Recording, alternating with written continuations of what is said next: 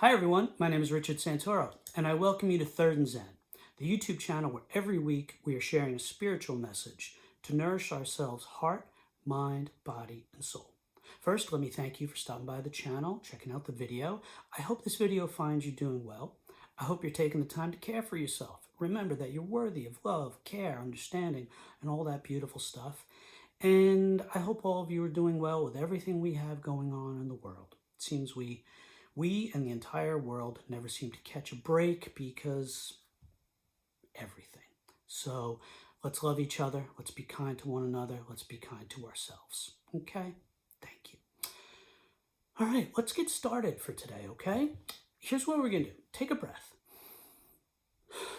And to start us off today, I want to lead us in about a minute of contemplative prayer. Contemplative prayer, which is not entirely prayer, not entirely meditation. It's a moment where we're just still, we're just hanging out, just breathing, sort of like daydreaming, and I'm going to say a word. And you're just going to take a moment and just contemplate. See what comes to the surface. See what comes to mind and just be there. Hold space for it. So we're just going to do a few words, and it'll just get us still, get us in a good headspace, a good soul space for today. So take a nice breath,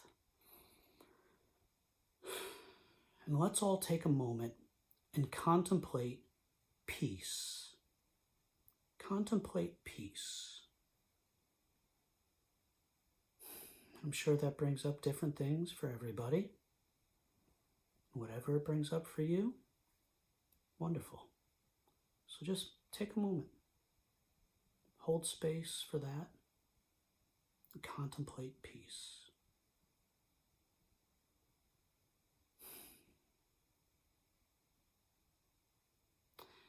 And now let's move to the next one and take a moment and just contemplate heal or healing. Take a moment and contemplate heal or healing. Whichever lands for you, embrace it. Just contemplate. Just see where your mind, your soul quietly goes. Just be a non-judgmental observer with whatever comes to the surface for you as you contemplate healing or heal.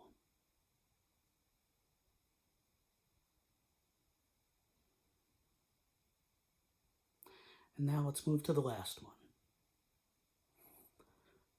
Take a moment and contemplate better. Better. A little bit of a unique one for contemplative prayer. But just take a moment. Let your soul, your mind, reflect on that. Contemplate that. Better. Give ourselves a little bit of quiet, a little bit of breathing as we prepare, as we contemplate better. Deep breath. And amen. Okay, let's get started with today's message, shall we? Now, those of you who have been visitors, frequently checking out videos or channels, you'll notice, and I've mentioned it previously, that I've moved. A little bit of new surroundings here. I recently moved, still setting things up, of course, takes a lot of work, and where I'm going to have the camera and all that. But recently moving, I just want to share a couple of things. Three things, really briefly. When the process of moving started, I looked around in my home and I never imagined that we'd be able to pack up our stuff, pack up all of our stuff. Not that we have a lot of stuff, we have an average, normal amount of stuff. But I looked at all and I didn't imagine that we'd be able to pack up, clean up, purge stuff, and move it all, pick it all up and move it to another place. I just couldn't imagine that, even though I've done it before. Just something about the mind. Couldn't imagine that. And then looking at the new place, looking at this empty place, and I never imagined it. I couldn't imagine it in that moment as a home. It was hard to see. I couldn't imagine that. And then lastly, once we moved everything in a new place, looking at all the boxes and bins and everything, just it was a little overwhelming, and I couldn't imagine everything getting unpacked and organized and transforming all the stuff I was looking at before me, boxes and everything. I couldn't imagine it being a comfortable home. Couldn't imagine all that being done. But it's all happened. I mean, still work to do, but everything that I couldn't imagine has actually happened.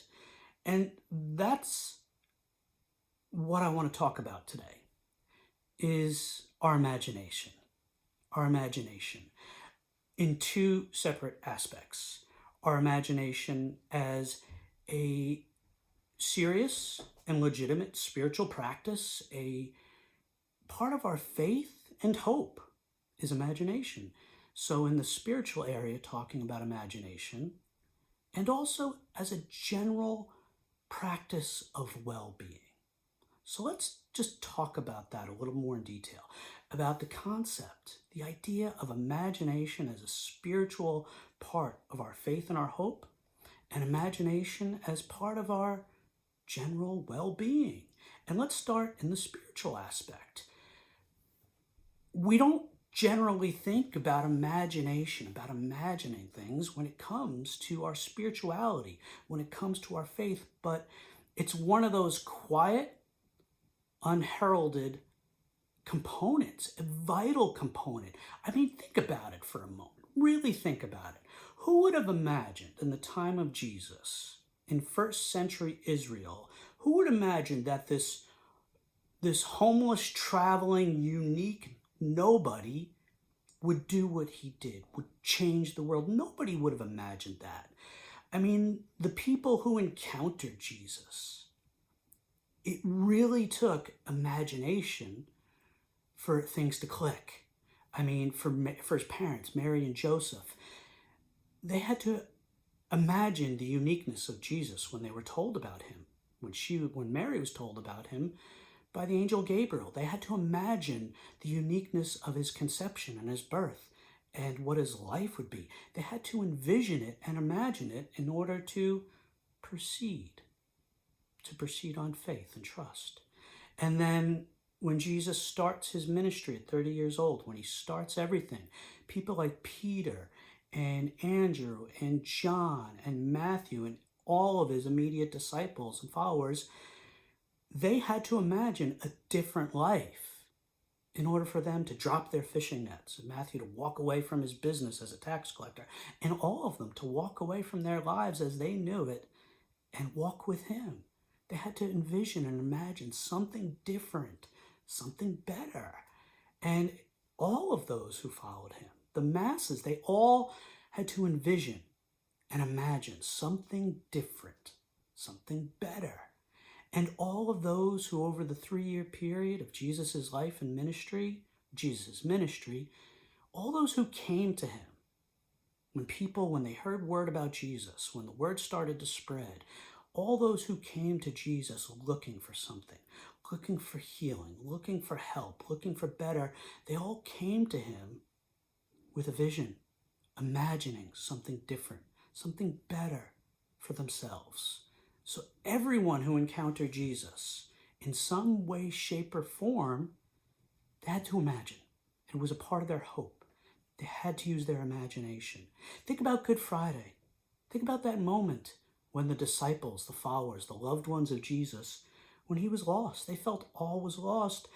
And even though Jesus told them 3 times, there's that 3 lovely number, even though Jesus told them what would happen, I'd be betrayed, I'd be this, I'd be that, I'd be killed.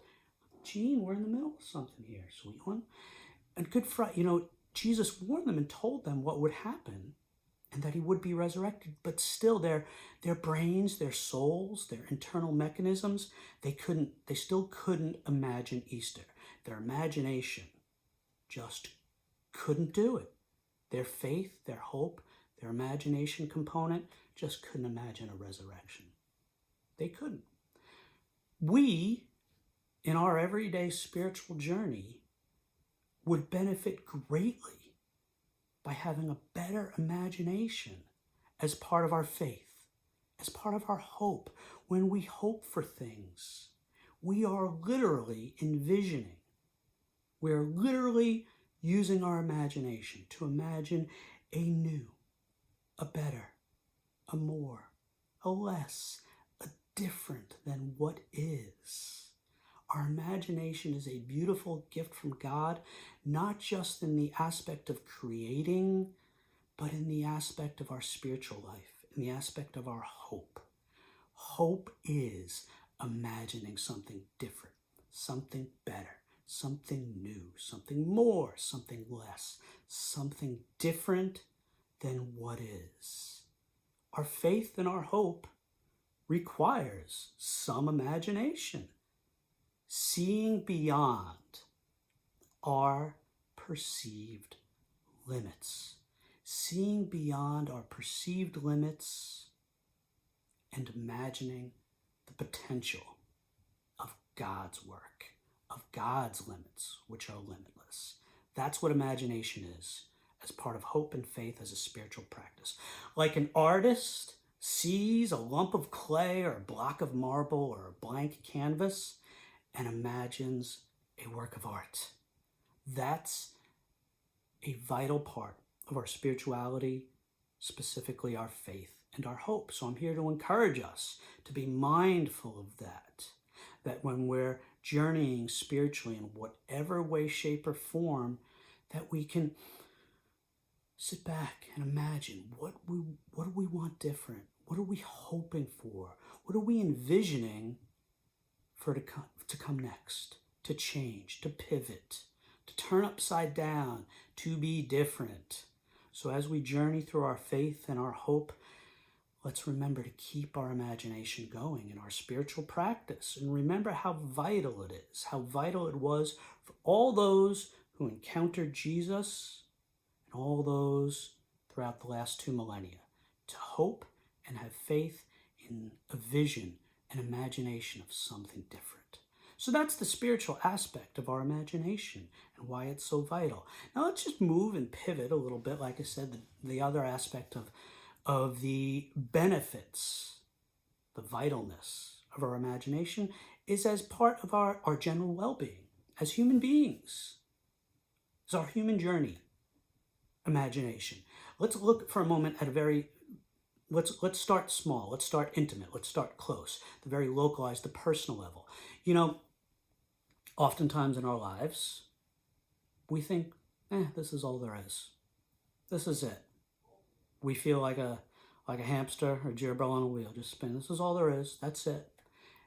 And we maybe feel stuck. We feel trapped. We, in our minds, put ourselves in a place and say, that's it. This is all there is in our life. And maybe that is because of what we're going through. And more specifically, we think to ourselves, our pain, whatever it may be, heart, mind, body or soul, life events, daily grind, our pain, our ailments, our station in life, our job, our situation, whatever the situation specifically may be, traumas, past traumas that are still there, unhealed. We think that this is all there is. Sometimes even to the point where we become these things. We identify ourselves, and I've touched on this briefly in other messages. We identify ourselves as our station in life that we're unhappy with, as our unhappiness with our job, our home, or this, our partnerships, anything. We identify ourselves by our pain, by our ailments, and not in a positive way, not in a badge of overcoming but in a way like, this is all there is.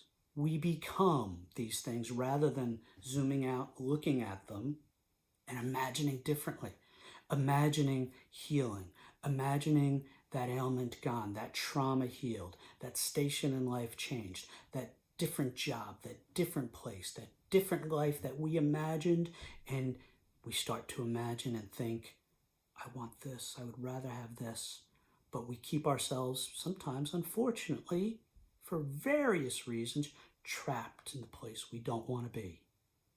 Well, what I'm saying is we pivot with our imagination.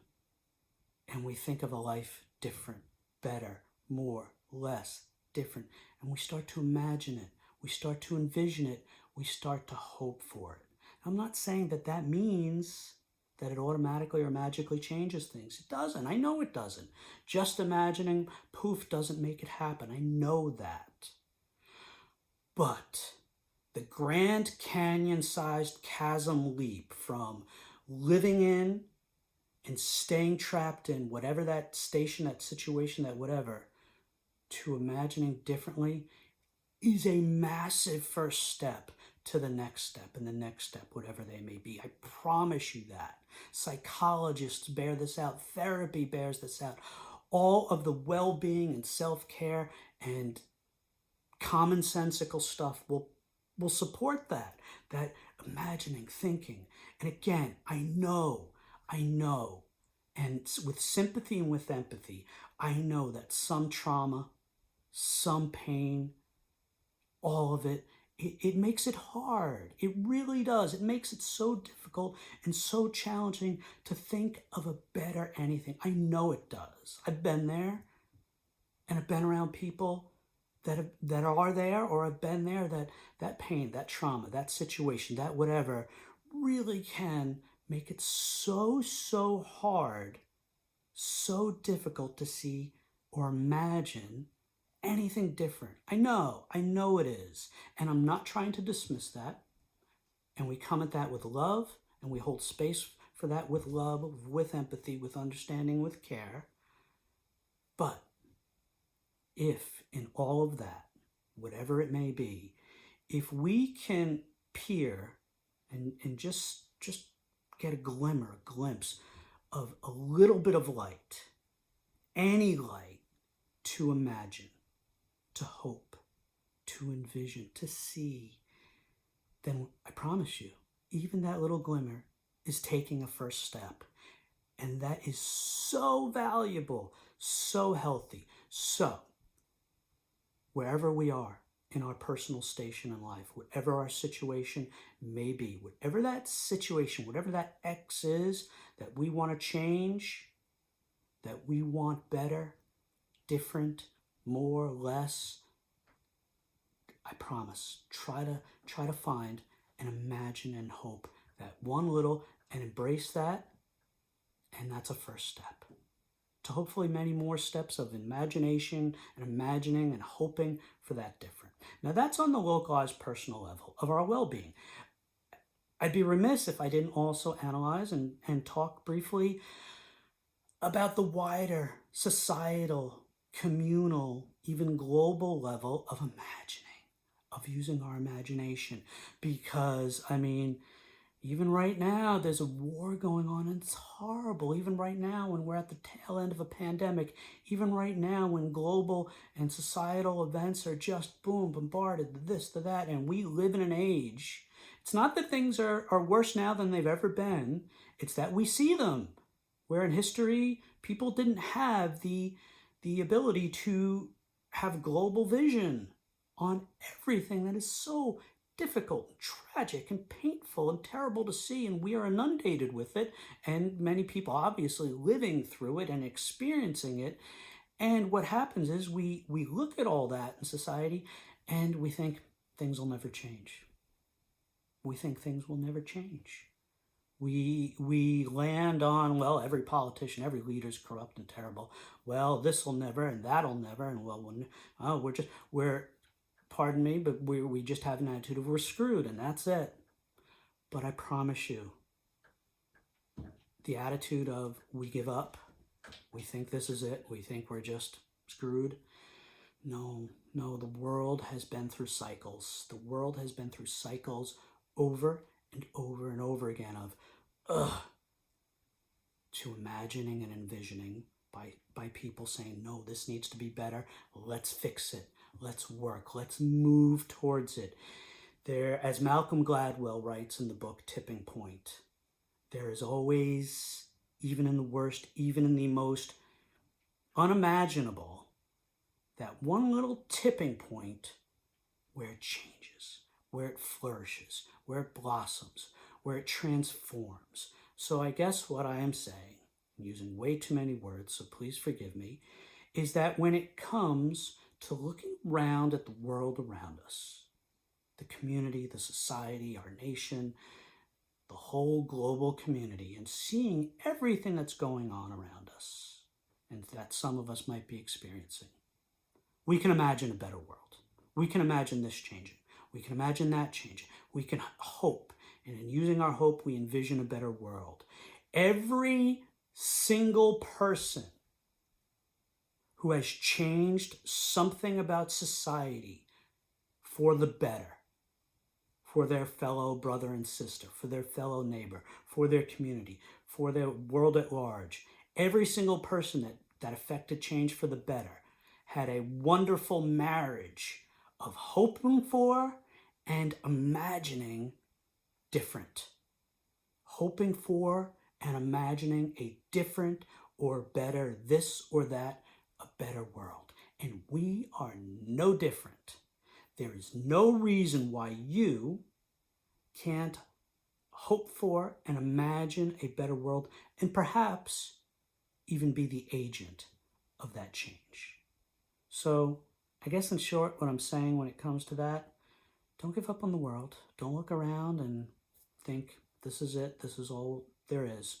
No, hope and imagine a better world. Hope and imagine a better world, because everyone who's ever changed the world, and that could be you.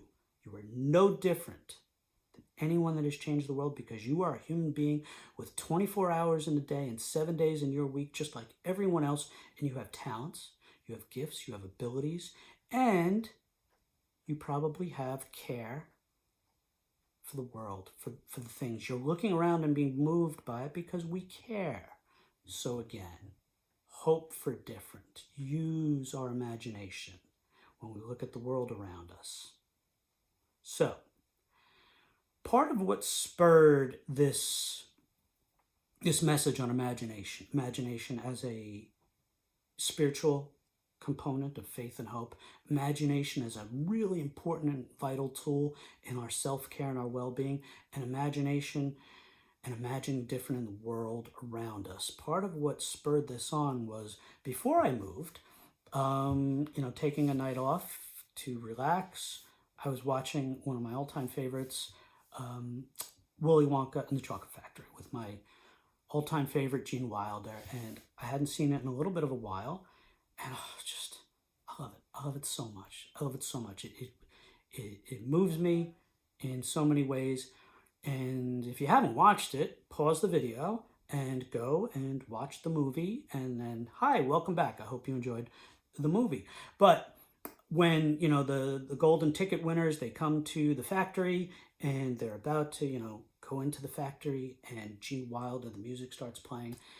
And I was just listening to the lyrics of the legendary song Pure Imagination that Gene Wilder sings in the character of Willy Wonka. And it struck me in that moment. It's amazing where inspiration comes from. But listening to the lyrics, I viewed it through the lens of Jesus, viewed it through the prism of a Jesus aspect. So I'd like to close us out with just a few of the lyrics. And if it lands for you as Willy Wonka and talking about a chocolate factory, then okay, that's cool. That's always nice to hear. But I'm hoping it lands as an inspiration through the Christ lens, through the Jesus lens of having faith, of having hope, and imagining a different whatever it is that you feel needs to be different for you or anybody else. Come with me and you'll be in a world of pure imagination. Take a look and you'll see into your imagination. If you want to view paradise, simply look around and view it. Anything you want to, do it. Want to change the world? There's nothing to it. My friends, I know that simplifies it. Want to change the world, there's nothing to it. I know there's more to it than that. But I'm encouraging us today to take that first step of changing whatever it is that needs to be changed by starting to imagine it, by using our imagination to look at and view and see through our soul what we hope for, what we want different, better, more, less, new. We are Easter people, and hallelujah is our song. We are people of change, renewal, blossom. So let's imagine that for ourselves, for our neighbor, for the world around us. Thanks be to God. Amen.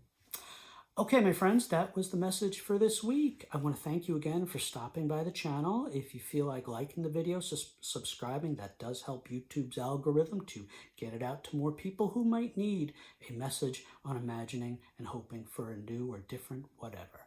But thank you for stopping by. I appreciate you, and I wish you peace, joy, and love on your journey going forward as you imagine a new whatever it is. Thanks be to God. Peace to you.